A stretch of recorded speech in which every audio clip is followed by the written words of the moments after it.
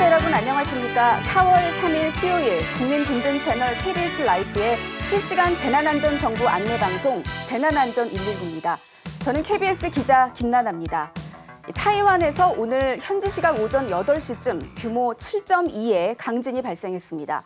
우리나라에서 가장 강력했던 경주 지진이 규모 5.8이었으니까 그것보다 훨씬 강한 지진입니다. 지금까지는 1명이 숨지고 50여 명이 다친 것으로 집계가 됐는데 피해는 더 늘어날 것으로 보입니다. 지진으로 건물이 적어도 26채 붕괴됐고 또 사람들이 갇혀서 구조를 요청하고 있다는 현지 언론 보도도 나오고 있습니다.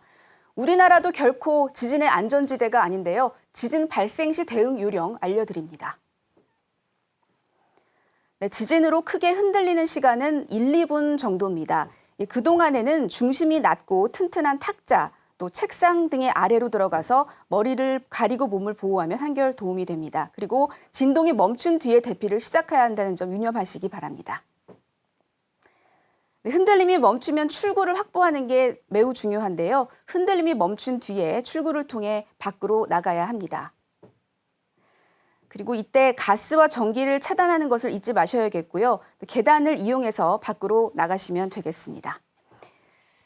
네, 재난안전정보에 세심히 귀 기울여 주시면 위급한 상황에 도움이 됩니다. 오늘 날씨 알아보도록 하겠습니다. 서울은 조금 흐린 것 같은데요. KBS 기상캐스터가 자세한 날씨 전해드립니다. 네, 오늘은 전국에 봄비 소식이 있습니다. 서쪽에서 다가온 비구름이 우리나라를 지나고 있습니다. 현재 경기 북부와 강원 북부를 제외한 전국 대부분 지역에 비가 내리고 있습니다. 이번 비는 늦은 오후에 중부지방부터 점차 그치겠고 전북과 영남은 저녁까지, 전남과 제주는 밤까지 이어지겠습니다. 예상되는 비의 양은 제주도에 10에서 40mm, 경남과 경북 남부 동해안에 5에서 30mm, 그 밖에 남부지방과 충청권 남부에는 5에서 20mm 정도입니다. 그 밖에 중부지방에는 5에서 10mm의 비가 내리겠습니다. 현재 호우주의보가 내려진 제주도와 남해안을 중심으로는 시간당 10mm 안팎의 다소 강한 비가 내리는 곳이 있겠습니다. 강풍특보가 내려진 전남 해안과 제주도에는 순간풍속 초속 20m가 넘는 돌풍이 부는 곳이 있겠고 벼락이 치는 곳도 있겠습니다. 풍랑주의보가 내려진 해상으로는 물결이 매우 거세게 일겠습니다. 오늘 한낮에는 비가 내리며 낮 기온이 어제보다 낮겠습니다. 오늘 서울의 낮 기온 20도로 어제보다 4도 정도 낮겠습니다. 충북 영동은 어제 26.9도까지 올랐고 경주는 24.2도를 기록했습니다. 오늘은 한낮에 각각 15도, 13도로 예상되며 어제보다 크게는 10도 이상 낮겠습니다. 지금까지 날씨 전해드렸습니다. 다음은 국립해양조사원이 전해드리는 해양예보로 바다 상황을 자세히 알아보도록 하겠습니다. 국립해양조사원에서 전해드리는 CCTV입니다. 서해안과 남해안, 제주도 지역에 풍랑특보 발효 중입니다. 거친 해왕에 주의하시기 바랍니다. 수요일 오후부터 동해안과 남해안 일부 지역에도 특보 내려질 예정입니다. 항해나 조업 시 특보 소식 참고하셔야겠습니다. 수요일 오후까지는 전국 대부분 지역에 비가 오겠습니다. 내리는 비와 함께 많은 해상에서 바람과 물결이 거칠어지겠는데요. 특보 내려진 지역 위주로 거친 해왕 예상됩니다. 여수, 부산, 포항의 파고는 1.5m 안팎의 파고 보여주고 있고 모슬포도 마찬가지로 거센 파도가 치겠습니다. 자세히 보겠습니다. 먼저 군산입니다. 비가 내리면서 CCTV에서도 빗방울이 맺혀 있습니다. 다행히 풍속과 파고는 안정적인 모습입니다. 포항입니다. 수평선 부근에 안개가 유입된 모습입니다. 가시거리 확보에 주의하셔야겠고요. 우산을 들고 걷기가 힘들 정도의 된바람이 말썽이겠습니다. 모슬포 조일관측소 보겠습니다. 정박된 배 위로 먹구름 가득한 하늘이 보이고요. 비로 인해 잔물결이 많이 생기고 있습니다. 어제보다 훨씬 높아진 파고에 주의하시기 바랍니다. 조석정보입니다. 군산 보시면 오전 9시 이후 2번의 고조와 1번의 저조가 나타나겠습니다. 오전 9시 40분경 505cm로 고조 나타났다가 오후 4시 40분경 277cm로 저조 보이겠고요. 이후 오후 10시경 417cm까지 바닷물이 다시 한번 차오르겠습니다. 조류정보입니다. 하루 중 조류가 가장 빠르게 흐르는 때 알아보겠습니다. 맹골 수도에서는 오후 1시 20분경 2.5노트 세기로 물이 빠르게 흐르겠고요. 성모 수도에서는 오전 9시 40분에 2.1노트 세기를 보이겠습니다. 끝으로 항행경보 정보입니다. 합동참모본부는 동해 울릉도 남부 해역에서 해상 사격 훈련을 실시합니다. 훈련 기간은 4월 3일부터 4월 5일까지고요. 3일은 오전 8시부터 오후 9시 30분까지 진행 예정이며 4일과 5일은 오전 8시부터 오후 6시까지 진행될 예정입니다. 자세한 정보는 국립해양조사원 누리집에서 확인하시기 바라며 항해 및 조업 선박은 훈련구역에 접근 금지하시기 바랍니다. 지금까지 CCTV였습니다.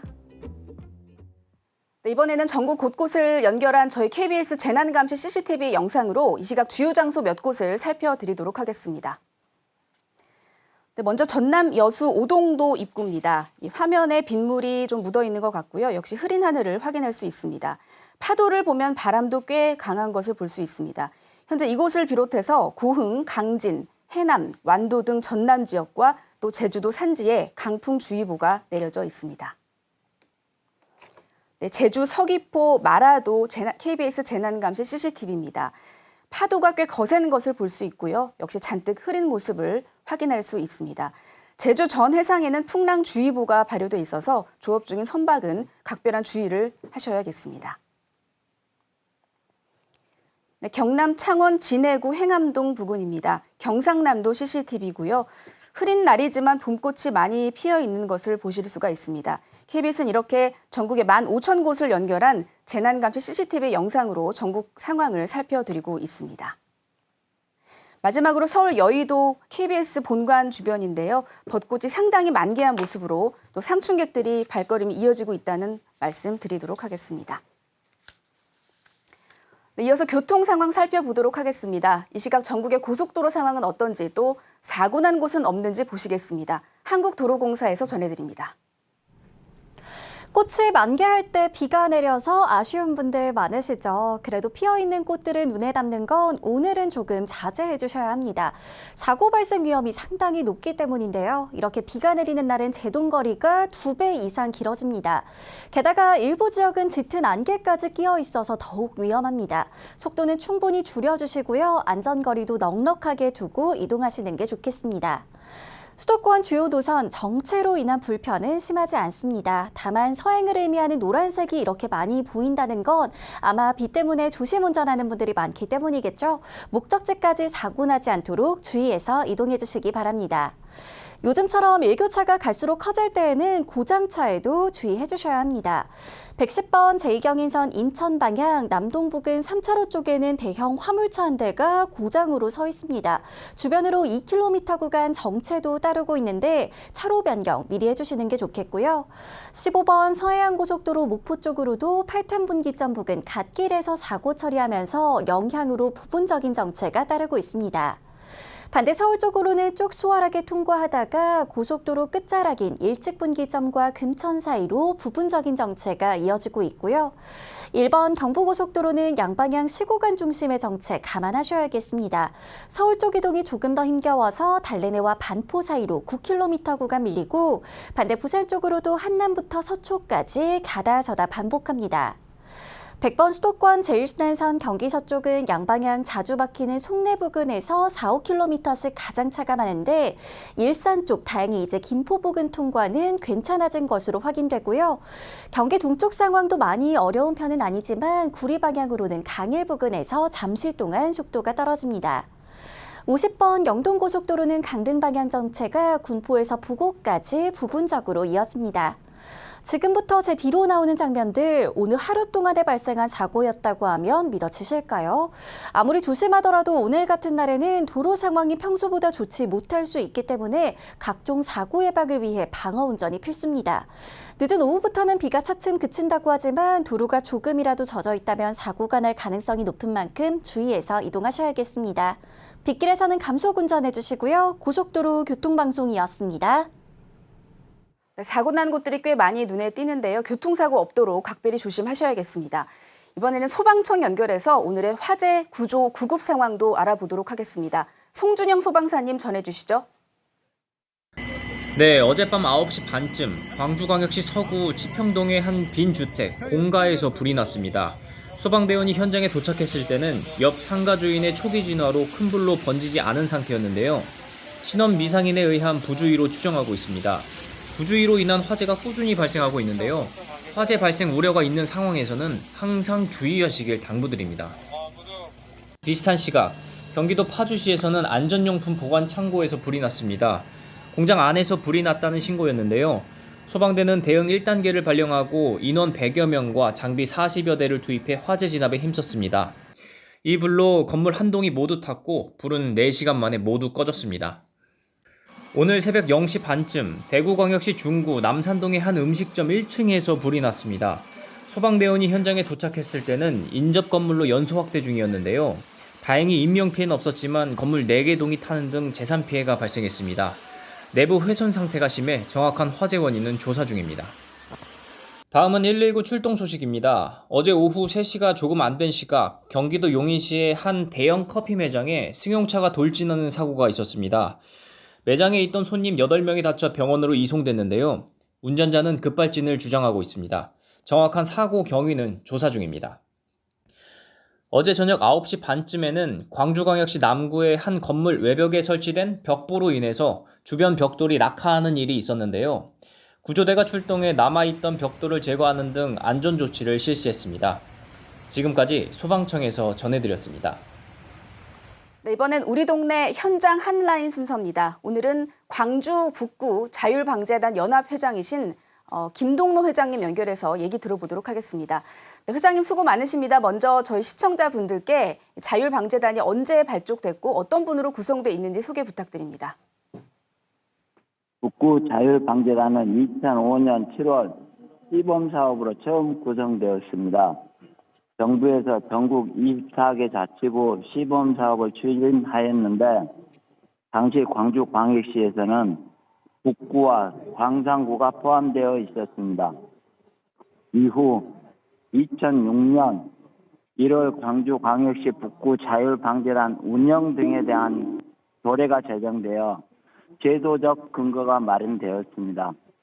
현재 북구 자율방재단은 재난관리사, 지역자율방재사, 응급구조사, 인명구조사 등 지역의 전문가를 포함한 지역을 가장 잘 알고 사랑하는 주민 350명이 활동하고 있습니다. 그리고 잦은 기후변화와 재난의 대응화로 민간 자율방재기구인 자율방재단의 역할이 중요해짐에 따라 광주광역시에 있는 자율방재단 간 공동현안, 규모가 큰 재난의 수습을 위한 협조체계 확립을 위해 광주광역시 자율방재단 연합회 설립이 필요하여 1,455명의 단원으로 구성되어 움직이고 있습니다. 1,450여 명이라는 인원이 꽤 클 것 같은데 광주 북구 자율방재단 또 광주 연합회 그동안 어떤 활동 하셨는지도 소개 부탁드립니다. 네, 자율방재단은 계절별 재난재해에 대해 미리 예찰하고 대비 및 대응하며 복구 활동을 합니다. 방재단은 전 범위에 걸쳐 다양하게 활동하는데 주요 임무는 방재단의 인적, 물적 자원 및 장비 등에 대한 상시 관리와 자연재난으로 인한 피해 우려가 있는 지역 사전 예찰 활동 및 신고 정비 활동입니다. 재난 예방, 대응 및 사전 예방 관련 행동 요령 및 주민 대피 유도, 차량 통제, 재난 지역의 응급 복구, 전염병 방지 활동도 합니다. 한여름 폭염에 지친 어르신들에게 시원한 무더위 쉼터 안에서 얼린 물과 미숫가루를 드실 수 있게 하고 사랑의 밥처를 운영하여 일주일에 한 번씩 짜장면을 제공하고 있습니다. 우리 자율방재단은 코로나 시기에 북구 28개동 동장님으로부터 방역시 주의할 점, 중점적으로 방역을 해야 할 부분 등을 설명받고 지역 아동센터와 어린이 놀이터, 공원, 학교, 교실, 운동장 등을 중점적으로 방역을 하였으며 큰 성과를 얻었습니다. 이러한 점이 인정되어 전국 자율방재단원들과 행정안전부 평가에서 2021년도에는 전국 1위에 올라 전해철 행정안전부 장관으로부터 표창장과 수치기를 수여받는 영광을 안고 또 2023년에는 전국 6위에 올랐습니다. 네, 보람된 활동들을 참 다양하게 하고 계신데요. 근데 기억에 남는 활동 가운데 좀 어려웠던 일들도 있을 것 같습니다. 소개 부탁드립니다. 네, 2023년도 충남 청양에 내린 집중폭우로 인하여 강 대방이 무너져 피해를 입는 곳에 봉사를 했을 때가 가장 힘들었습니다. 그때는 소규모로 가만히 있어도 힘든 때라 그늘 하나 없는 곳이어서 봉사자들이 쓰러지기 직전이었고 저 역시 얼굴이 이렇게 빨갛게 타 점심 먹는 것도 정말 힘들었던 것이 지금도 생생합니다. 그리고 2016년 울산의 차바 태풍으로 극심한 피해가 있었을 때 장비가 들어가지 못해 고립된 어느 할머니 댁에 길을 내주고 광주로 돌아온 것이 방재단을 하면서 지금도 보람차고 기억에 남는 일입니다. 네, 시기별로 중점적으로 추진하는 내용들도 좀 차이가 있을 것 같은데요. 요즘 기온도 많이 올랐고요. 요즘에는 주로 어떤 활동을 하시는지요? 최근 이상 기후 현상으로 예측 불가능한 자연재난 위험이 증가하고 있습니다. 우리는 관의 손이 밑에 닿지 못하는 부분을 찾아 주민의 생명과 재산을 보호합니다. 최근에는 옹기 텐트 점검, 취약지역 청소 활동, 다중 이용시설, 화재 대피 훈련을 하였습니다. 안전은 아무리 강조하여도 지나치지 않습니다. 사고는 방심하는 순간에 일어납니다. 철저한 사전 예방과 대비만이 재난으로부터 생명과 재산을 보호하는 지름길이라고 생각합니다. 겨우내 도로변에 쌓인 낙엽이 막은 빗물바지 청소를 하고 폭우로 도로가 침수되는 일이 없도록 준비를 하였습니다. 네, 자발적으로 봉사에 나선다는 일이 참 쉬운 일이 아닐 것 같은데 광주광역시 또 북구에 특별히 하시고 싶은 말씀도 있으실 것 같습니다. 네, 우리 봉사자들은 자치단체에서는 잘 도와주고 있습니다. 재난으로부터 안전하려면 지역 실정에 밝은 지역 주민들의 협력이 절대적으로 필요하고 이는 자율방재단의 존재 이유입니다. 비록 5개 자치단체밖에 없지만 5개 구가 도래가 각기 상의하여 꼭 통일이 되었으면 합니다. 그래야 일사불란하게 연합회가 움직일 수 있지 않나 싶습니다. 네, 앞으로 계획도 좀 설명을 해주시고요. 광주 시민분들께 특별히 당부하고 싶은 말씀이 있으시면 전해주실까요?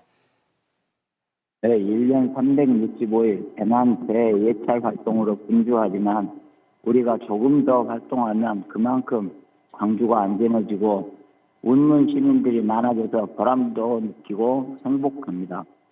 다만 자율방재단이 구성되고 거의 20년 가까이 되었지만 아직도 방재단에 대해 잘 모르는 분들이 많아 아쉬운 생각입니다. 열정 넘치는 방재단 활동에 더 많은 분들이 동참해 주시고 마음으로 기억하고 응원해 주셨으면 좋겠습니다. 네, 여기까지 듣도록 하겠습니다. 지금까지 광주광역시 북구 자율방재단장이자 광주연합회장인 김동노 회장님이었습니다. 네, 이번에는 주요 안전 안내 문자 전해드리도록 하겠습니다. 경북 영동군에서 오늘 오전 11시 14분에 발송한 문자입니다. 오늘부터 오는 5일까지 영덕군에 연안사고주의보를 발령했다는 내용입니다. 해안가 너울 파도에 인명피해 우려도 있으니까요. 낚시, 야영 방문객들은 안전에 각별히 조심하시기 바랍니다. 네, 하나 더 전해드리도록 하겠습니다. 네, 부산경찰청에서 오전 11시 20분에 발송한 문자인데요. 부산 영도구에서 실종된 우회숙 씨를 찾고 있습니다. 81살 여성분이시고 키 150cm에 몸무게는 45kg이시라고 합니다. 밤색 조끼에 검정 일바지 차림이라고 하시고요. 또 머리가 좀 많이 하얗고 스포츠 머리 형태라고 하십니다. 문의는 실종자 찾기 센터 182번으로 연락 주시기 바랍니다.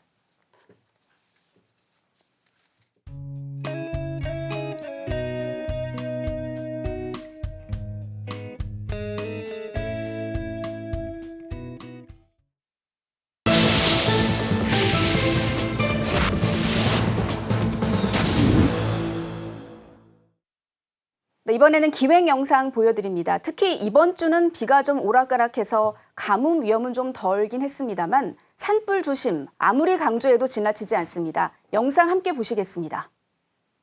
네, 안녕하세요.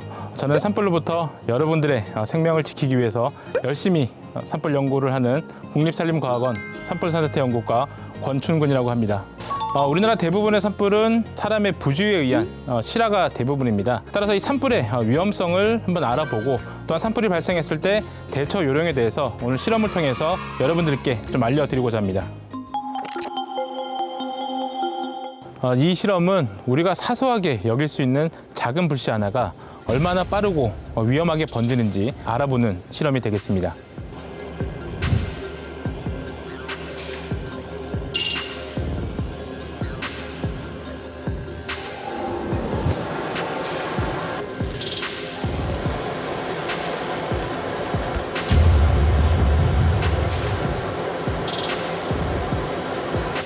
상당히 지금 작은 불씨가 지금 엄청난 큰 위력의 산불을 일으킨 거죠. 사소한 그 작은 불씨 하나라도 소홀하게 관리를 하면은 이런 큰 화를 당할 수가 있다는 겁니다. 여기서도 주의 있게 좀 보셔야 될 점은 겉표면은 지금 다 탄 것처럼 보이지만 뒤적거리게 되면 금방 언제 그랬냐는 듯이 되살아납니다. 한번 볼게요.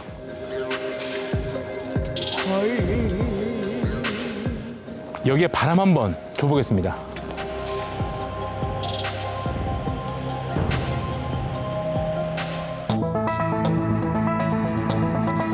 작은 불씨가 평시가 아닌 산림에 실제 경사와 바람이 주어졌을 때의 확산 속도를 알아보기 위한 실험이 되겠습니다. 지금은 거의 일자로 지금 서 있는 상황인데 이 바람이 불 경우에는 화염이 또 다르게 변합니다. 3m 줘보겠습니다.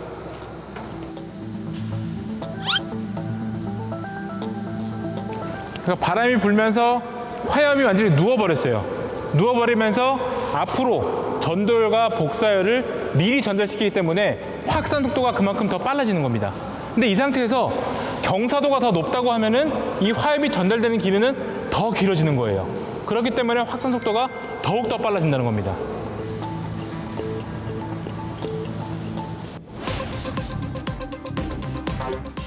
작은 불씨가 산림의 낙엽에 불이 붙고 이 불이 나무에 불이 붙었을 때 거대하게 열기둥이 솟구치게 됩니다. 이러한 현상을 알아보기 위한 실험이 되겠습니다. 60cm를 깔아놨습니다.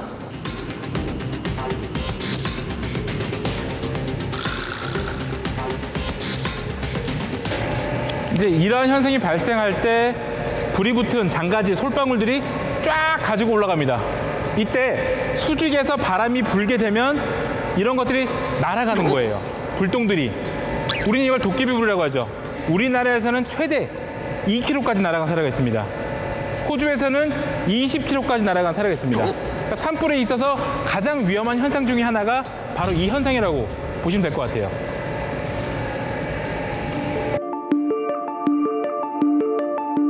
계곡 지형에서 산불이 발생했을 때 어떠한 특성을 좀 보이고 있는지를 알아보기 위한 그런 실험을 좀 진행하도록 하겠습니다.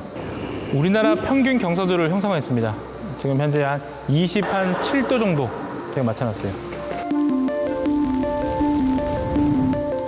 지금 계곡 깊은 곳에 위치하는 순간 연기가 빠져나가지 못하고 지금 집적이 되어 있는 그런 상황입니다. 근데 이런 쪽으로 대피를 하게 되면 이런 연기에 의해 가지고 호흡기 질환이나 아니면 최악의 경우 사망까지 이룰 수 있는 상황이 전개가 될 수가 있습니다. 실험을 통해서 산불의 위험성과 특성에 대해서 한번 알아봤는데요. 지금부터는 실제 산으로 이동해서 산불이 발생했을 때 그리고 산불이 고립되었을 때 어떻게 대처를 해야지만 내 생명을 보호할 수 있는지를 한번 알아보는 실험을 갖도록 하겠습니다. 기본적으로 산불은 산 정상부로 빠르게 확산하는 특징을 지니고 있기 때문에 산행 중에 산불을 발견하실 경우에는 산 아래로 재빨리 대피를 하시면 되고요. 만약에 그러지 못할 경우라고 하면은 탈 물질이 없는 암석지대로 대피하시는 게 안전한 방법이라고 할 수 있습니다.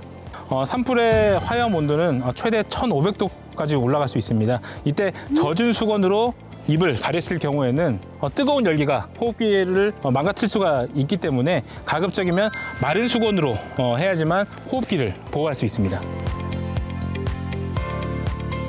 고립이 되었습니다. 이때 어떻게 해야지만 내 생명을 보호할 수 있는지 대처 요령에 대해서 한번 보도록 하겠습니다. 우선 내 몸의 2배 이상 정도의 가연성 물질, 낙엽들을 다 제거를 해줍니다. 불의 반대 방향으로 내 머리를 지면과 밀착되게 바짝 엎드려 있습니다. 이때 바람의 방향을 고려해서 내 몸을 자꾸 돌려가면서 연기를 피해야 됩니다. 그래서 어느 정도 불길이 약해졌다고 했을 때 재빨리 우회 방향으로 나와서 산 아래쪽으로 대피를 하면 되겠습니다. 가을에는 낙엽이 상당히 많습니다. 낙엽을 밟으면서 산행을 만끽할 수도 있지만 낙엽에 불이 붙으면 걷잡을 수 없을 정도로 산불이 확산될 수 있습니다. 이런 것들에 유념해서 안전하게 그리고 또한 조심하게 산행을 하셨으면 하겠습니다. 자나깨나 산불 조심입니다. 네, 실시간 재난안전정보 안내방송 재난안전 119 안전토크 시간입니다. 오늘은 교량 붕괴 사고를 중점적으로 짚어보겠습니다. 한 주 전쯤인 지난달 26일이었죠. 이 미국 볼티모어항에서 교량이 붕괴되는 대형 사고가 났습니다. 우리나라에도 성수대교 붕괴 사고를 다들 기억하실 테고요. 국내에서도 크고 작은 교량 사고가 있었기 때문에 결코 남일 같지 않은 얘기입니다. 교량 분야 최고 전문가 가운데 한 분이신 서울대 건설환경공학부 김호경 교수님과 함께 이 사고를 중심으로 얘기 나눠보도록 하겠습니다. 교수님 안녕하세요. 네, 안녕하세요. 네, 이 붕괴된 교량 프랜시스 스콧 키 대교라고 하더라고요. 벌써 많은 사망자도 있었고 또 실종자도 파악이 됐는데 이 붕괴 경위에 대해서 좀 설명을 부탁드립니다. 이 교량은 미국 내에서도 그 물동량이 상당히 많은 볼티모어 항에서 네. 가로지르는 그 교량에서 발생이 되는데요. 그 교량은 또 이렇게 밑으로 선박도 많이 다니지만 그 위로도 차량이 하루에 근 3만 대 정도 이렇게 다니는 네, 지금 그런 사고가 교량입니다. 무너지는 영상을 네. 보고 계신데요. 그래서 순식간에 거의 다리 전체가 무너지는 것처럼 보이더라고요. 예, 그렇습니다. 지금 저 화면에 잡힌 대로 한 10만 톤급이 넘는 그런 대형 컨테이너가 교각을 들이받고 그리고 곧바로 전체 교량의 상당 부분이 네. 붕괴된 그런 사고로 이어졌습니다. 네. 뭐 1차 원인은 지금 보신 대로 컨테이너선이 다리에 부딪힌 이게 1차 원인일 것 같은데 예. 교량도 그 어떤 충격을 감당하기에 충분하지 못할 만큼 힘이 그 정도밖에 안 됐다라고 예측할 수밖에 없을 것 같거든요. 이 교량의 특성은 좀 어떻게 볼 수 있나요? 네. 이 교량은 먼저 1977년도에 개통되었다고 그러니까 대략 한 지금까지 한 40몇 년, 50년 조금 못 되게 이렇게 사용해 오던 교량입니다. 교량의 이 지어진 시기를 좀 말씀드리게 됐던 것은 그 당시에 이 선박 충돌이라는 거에 대한 사회적인 인식이나 또는 거기 이제 볼티모어 항을 오가던 선박의 사이즈가 지금과는 꽤 달랐을 것 같아서 아무래도 지금보다 훨씬 작았겠죠. 예, 그런 부분을 놓고 함께 이렇게 좀 보아야 되겠습니다. 네. 그래도 그 당시에는 요 배가 다니던 항구기 때문에 어느 정도의 그 공간이 필요했었을 거예요. 네. 그래서 다리 밑으로 다닐 수 있게 어느 정도의 공간을 좀 확보하는 그런 계획을 했을 텐데 현재의 교량은 그 지간길이라고 하는 교각과 교각 사이에 그 아래에 이제 공간이 한 366m로 계획을 하고요. 그 위에 지금 화면에 보이던 대로 아치하고 트러스가 엮어진 식으로 해서 저 가운데가 이제 상당히 넓죠. 넓은 부분이 저 밑으로 주로 큰 선박들이 지나다니게 거기가 설계가 된 거죠. 항로가 그 안쪽에 배치되어 있습니다. 네.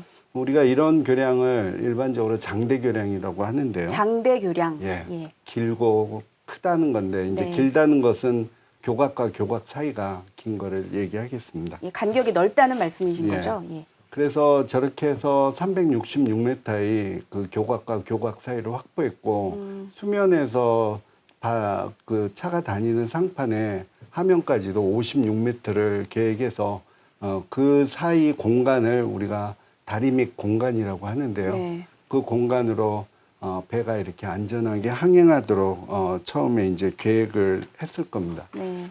근데 이와 같이 하려고 그러다 보면 그냥 그 공간을 저렇게 366m를 넘어가기는 좀 어려울 테니까 네. 아까 말씀드린 대로 트러스하고 아치 모양으로 구조를 만들면서 제가 보기에는 볼티모어 항하고 잘 어울리면서 상당히 이렇게 좀 보기에 좋은 그런 구조로 만들었던 것 같고요. 잠깐 그 용어와 관련해서 질문을 좀 드리고 싶은 게 아치가 뭔지는 알 것 같고요. 트러스를 표현하는 건 어떤 지금 부분을 저기 말씀하시는 건가요? 차가 다니는 그 예. 구간 위에 얹혀져 있는 이런 가는 부재들로 이렇게 네. 만들어진 부분이 있지 않습니까? 예. 그래서 그런 것들이 좀 힘을 좀 잘 이렇게 더 견고하게 받을 수 있도록 네. 상판의 역할을 도와주고 있는 부재들입니다. 네. 이렇게 만들어진 교량이 사고로 붕괴가 됐습니다. 선박 충돌에 대해서는 예측을 못하진 않았을 것 같고요. 취약했다고 볼 수밖에 없을 것 같아요. 예. 그래서 1차적 원인은 항로를 이탈한 선박 때문이라고 볼 수 있겠는데요. 네. 보도 자료에 이렇게 나왔던 내용들을 보면은 정전으로 추진 동력을 잃고 항로를 이탈해서 교각에 충돌했다. 뭐 이렇게 네. 지금 보고가 되고 있거든요. 근데 2차적으로 좀 생각을 해본다면 일단 선박은 그렇다 치고 이제 선박이 저 교량을 들이받는데 그 들이받는 교량에 대해서 어느 정도 저 충돌에 대해서 대비를 하고 있었느냐 이 부분에 대해서 한번 좀 살펴볼 필요가 있습니다. 네, 지금 화면을 보시면 충돌 지점이 표시가 돼 있는데요. 이 충돌 지점의 오른쪽으로 배가 지나갔어야 하는 상황이었을까요? 예. 그 저 넓은 구간 사이로 가야 되는데 네. 이제 정전 때문에 아마 항로를 못 지키고 교각 쪽으로 접근을 한 것 같습니다. 네. 그러다 보니까 이제 결과적으로 거의 다리 전체의 붕괴로 이어졌던 것 같은데 예. 그렇다고 하더라도 흔히 뭐 충돌 방지공이라고 예. 표현을 하는데 이게 배가 선박이 다리에 닿더라도 충돌을 좀 충격을 완화할 수 있는 어떤 구조물 예. 이렇게 이해를 하면 될까요? 충돌 방지공이라는 것을? 예. 충돌 방지공이라는 것은 이제 교량 자체가 실제로 여러 가지 하중을 받게 됩니다. 근데 네. 지금 이제 부딪혔던 교각에 대해서는 자기 자중이나 그 위로 다니는 중차량들의 무게를 받기 위해서 연직으로 보통 힘을 받게 되는데 네. 그 외에도 이제 지진이나 바람 같이 수평으로도 하중을 지지하게 네. 되지만 실제로 선박이 와서 들이받는 정도에 대해서는 대응하기는 사실 어렵다고 생각이 됩니다. 그래서 지금 충돌 방지국이라는 걸 보통 설치하는데 그 교량 좀 띄어서 설치해 놓고 선박이 접근하게 되면 먼저 그쪽을 들이받으면 그 자체가 이렇게 찌그러지거나 변형이 생길 텐데 충돌 방지공이 찌그러지거나 변형이 생긴다. 예. 그러면서 이제 선박이 오는 그 에너지를 흡수하는 역할을 하는 그렇군요. 거죠. 그래서 교각 주변에 별도 설치해서 교량을 사실 보호하는 것이 더 일반적인 방법이라고 생각할 수 있습니다. 네. 그러니까 다가오는 어떤 선박의 속도를 줄이는 역할을 크게 할 수가 있었겠네요. 예. 그리고 해당 교량에 있어서도 충돌 방지공이 분명히 있었던 예. 것이고요. 근데 그렇다고 하더라도 지금 그 붕괴되는 영상에서 제가 되게 놀랐던 거는 다리 거의 전체가 무너지는 예. 것을 보고 좀 많이 충격을 예. 받았었는데 이렇게 사고가 좀 대형화된 이것도 구조적인 이유가 있을까요? 이건 어떻게 예. 보시는지. 우선 그 아까 저 사고가 나는 이제 그 교량의 영상에 보면은 조그만 이렇게 돌핀이 올라와 있었는데 네. 그 자체가 이렇게 충분해 보였던 것 같지는 않거든요. 그러니까 선박이 이렇게 들이받은 선박이 굉장히 컸던 거에 비하면 예. 그 조그만 돌핀 같이 보이던 거는 사이즈가 굉장히 작아서 충분하지는 않았을 그 텐데. 돌핀이라고 표현하신 것은 충돌 방지공을 아까 말씀하시는 거죠. 말씀드린, 예. 그러니까 그게 좀 더 컸어야 했다라고 보시는 건가요? 일단은 좀 이따가 우리나라 케이스를 보면은 네. 훨씬 좀 견고하게 이렇게 설치되어 있는 것을 볼 수가 있습니다. 저기 지금 방금 전에 화면에 지나간데 지금 보고 계시는데요. 예. 예. 네, 그렇군요. 예. 이런 선박과 충돌해서 사고로 이어지는 사고, 이게 좀 이례적으로 보이는데 그냥 다리가 무너지는 사고야 사실 외신을 통해서도 우리나라에서도 많은 경험들이 있습니다만 이렇게 선박과 충돌해서 다리 전체 피해로 이어지는 사고들이 좀 있습니까? 예. 우선은, 요번에 이렇게 많은 사고가 이렇게 크게 이제 발생됐는데 그 자체는, 이 자체가 이제 연속 구조로 돼 있었기 때문에 네. 이제 한꺼번에 좀 무너지고 그런 현상들이 보여서 이제 좀 더 그 결과적으로 보면 상당히 큰 대형 사고로 이제 됐고요. 네.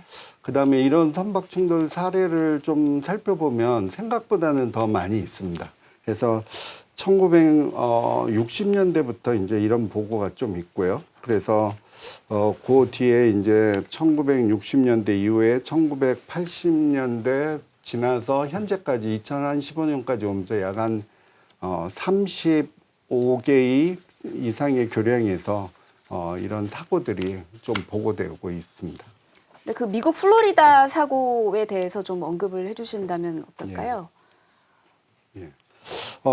일단은 그 미국 플로리다에서 있었던 사고가 가장 대표적인 사고인데 선샤인 스카이웨이 교량이라는 교량에서 1980년대 하나의 그 화물선이 이렇게 옮겨가면서 네.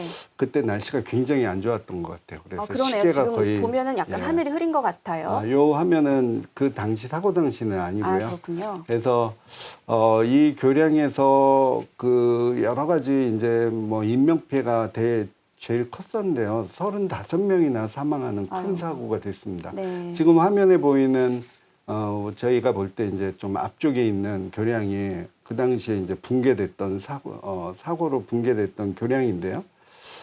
교량을 그 뒤에 보이는 교량이 이제 새로 지은 교량입니다. 사고 뒤에. 그래서 그 사고 뒤에 교량을 이렇게 보시면은 그러니까 지금 저 멀리 네, 촬영된 멀리 보이는 겁니다. 교량이 새로 지은 교량인 예, 예. 거죠? 예. 그래서 그 멀리 보이는 교량은 우리가 이제 사장교의 형식이라는 형식으로 이제 지어진 교량인데요. 주탑 사이가 훨씬 넓어진 걸 볼 수 있고 주탑 밑에 보면 섬처럼 이렇게 돼 있고 그러네요. 예. 거기에다가 앞에 뒤에 돌핀이 상당히 선박 충돌 방지공이라는 하는 그 시설이 상당히 크게 배치돼 있죠. 네, 그리고 확인할 수 있습니다. 그 주경관 그러니까 가운데 부분을 오는 교량의 접속 교량 부분에도 지금 자세히 이렇게 보시면은 돌핀들을 많이 배치를 했습니다. 네. 그래서 선박 충돌에 대해서 상당히 저 때만 해도 이제 사고를 한번 겪었기 때문에 굉장히 많이 이렇게 고민하고 노력하는 흔적이 보이고요.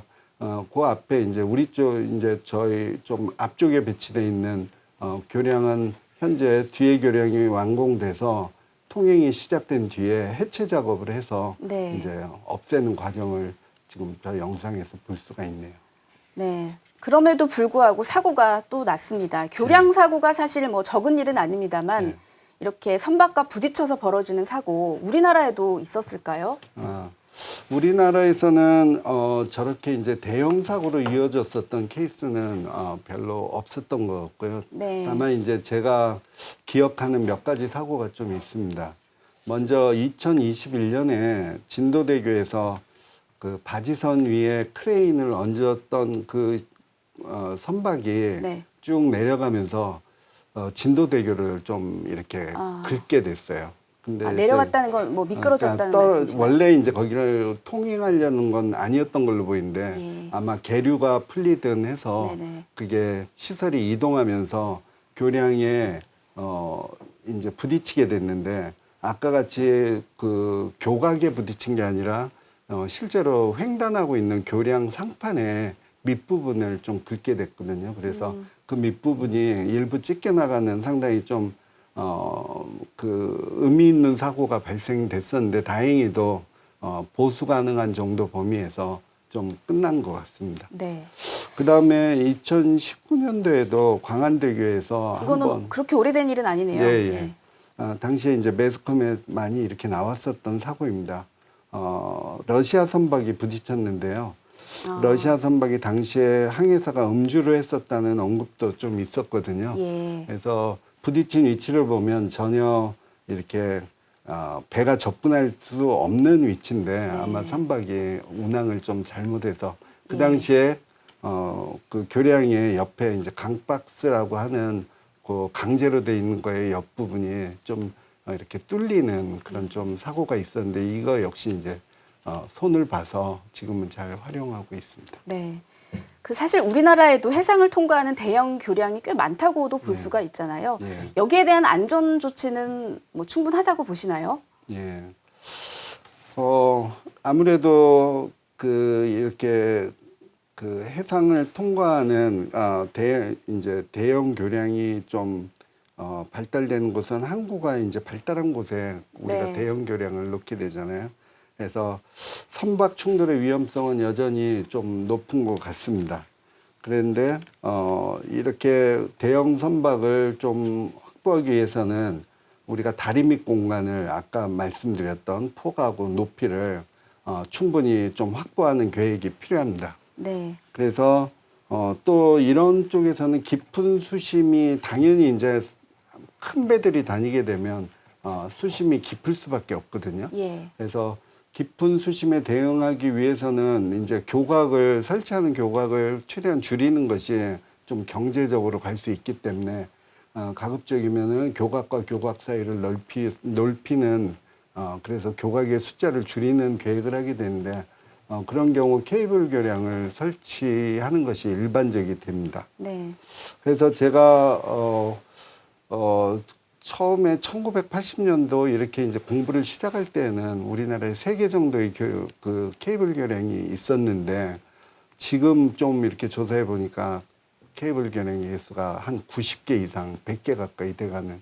그래서 우리나라가 상당히 대단한 이제 케이블 교량의 기술국이 되었거든요. 지금 케이블 교량이라고 표현하시는 예. 것은 어떤 현수교 뭐 예. 이런 거를 예. 어떻게 구분을 할 수 있는 건가요? 그러면 저희가 이제 현수교하고 사장교 두 네네. 가지를 보통 케이블 교량의 대표적인 형식으로 보는데요.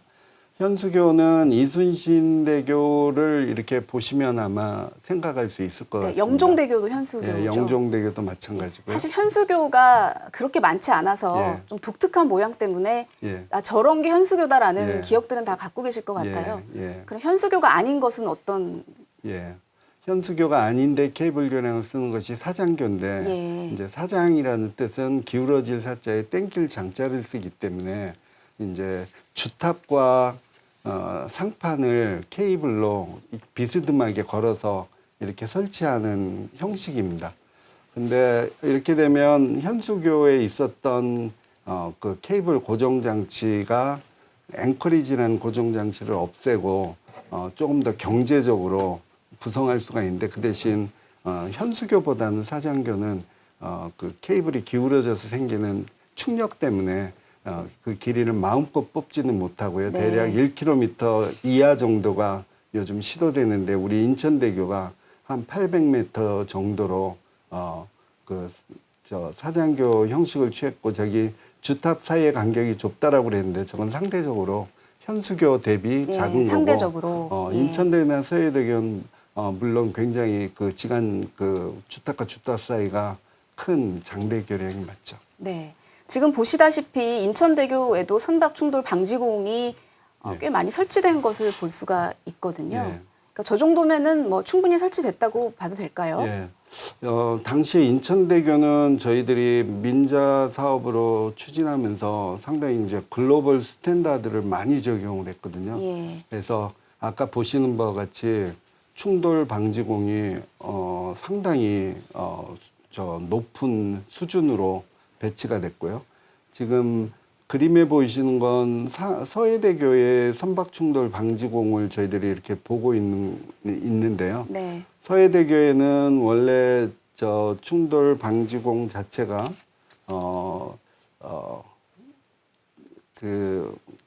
처음부터 설치됐던 건 아니고요. 저희가 원래 평택항으로 편입이 되려다가 그게 이제 계획이 좀 늦어지면서 뒤늦게 선박 충돌 방지공이 또 설치됐다라고 알고 있습니다. 네.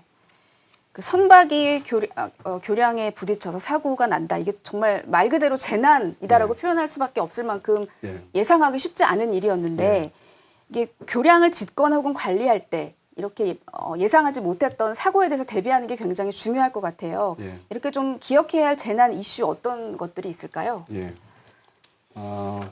지금 이 우리 선박 충돌에 대해서 이렇게 좀 살펴봤지만 그 외에도 재난 이슈는 아마 여러분들이 좀 많이 기억하는 것들이 화재는 저희들이 많이 이렇게 경험을 한 것 같습니다. 그렇죠. 그래서 서해대교의 경우에도 낙뢰 때문에 케이블 화재가 좀 발생한 적이 있고요. 그 외에도 경인고속도로에서 방음터널을 지나가는 구간에서 화재가 발생해가지고 예. 교량 전체가 붕괴되는 그런 사고도 화재로도 좀, 교량 전체가 붕괴될 수 예, 있군요. 그래서 그게 이제 많이 이렇게 빈벌하는 그런 사고고요.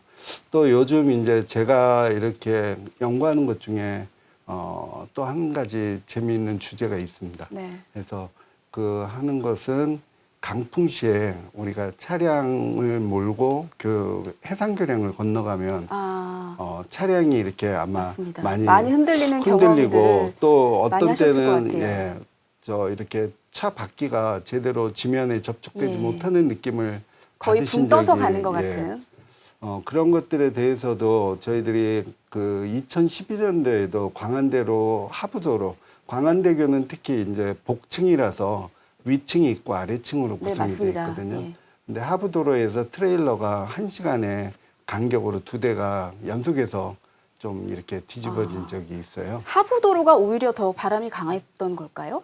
원래 이제 우리 관련 법령에서도 보면 네. 저렇게 복층으로 됐을 때 하부도로는 아까 트러스라는 구조로 이렇게 좀 막힌 부분이 있거든요. 예. 그래서 더 안전할 거라고 생각하고 거기는 더 높은 풍속에서 그러네요. 통제를 하고 네. 위쪽을 먼저 신경 쓰게 하는데 유독 광안대교에서는 하부도로에서 자꾸 이렇게 사고가 발생되니까 저희들이 광안대로 사업단하고 MOU를 맺고 좀 깊이 있는 연구를 수행한 적이 있습니다.